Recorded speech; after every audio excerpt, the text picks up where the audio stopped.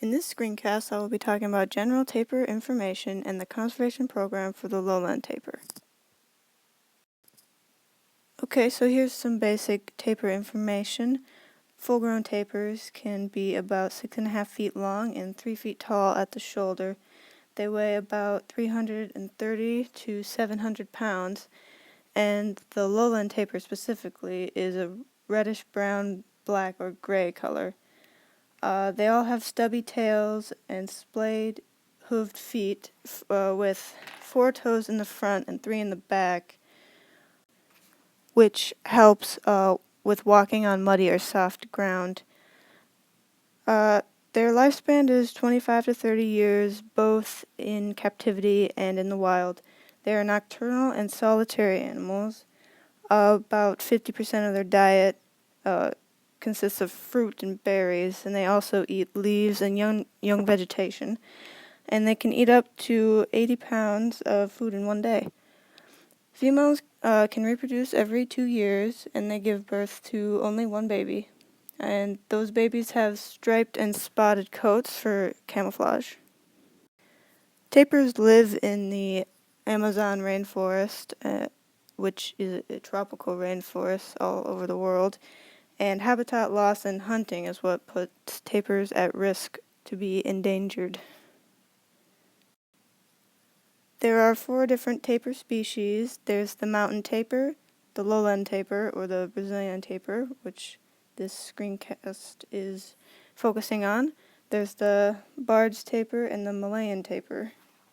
And all species are either endangered or vulnerable at this time. Patricia Medici is one of the conservationists that focus on tapirs. And since lowland tapirs are mostly found in tropical rainforests, she set up her conservation program in Brazil. Her first location was the Atlantic forest, which is the most threatened biome in the world. It was almost all cleared away, and only 7% is left standing.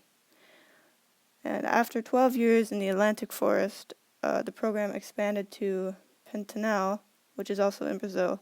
It is the largest freshwater floodplain in the world. This is very important land for tapirs, as they do most of their feeding in floodwater plains. This is also a very important area because conservationists can use camera traps in this area. And now, in 2015, they expanded their work to Cerrado, which is central Brazil. And this is a very industrial and popularized area of Brazil. So to prevent more tapirs from getting hit by cars, they put reflective tape on the colors of the tapirs. Since tapirs are nocturnal, they were hard to study. Tapirs are also solitary and very elusive. So researchers had to use indirect methods, such as installing GPS collars to track their movements in order to get data on these tapirs. Even with the data they have now, researchers are unable to exactly estimate the numbers that the lowland tapirs have. But even so, we do know that they are endangered, and they do play a major role in shaping the ecosystem of Brazil and the places that they are found in. They shape the ecosystem by eating the fruits and then later pooping out the seeds, and so they are known as the gardeners of the forest. Tapirs are a very old animal.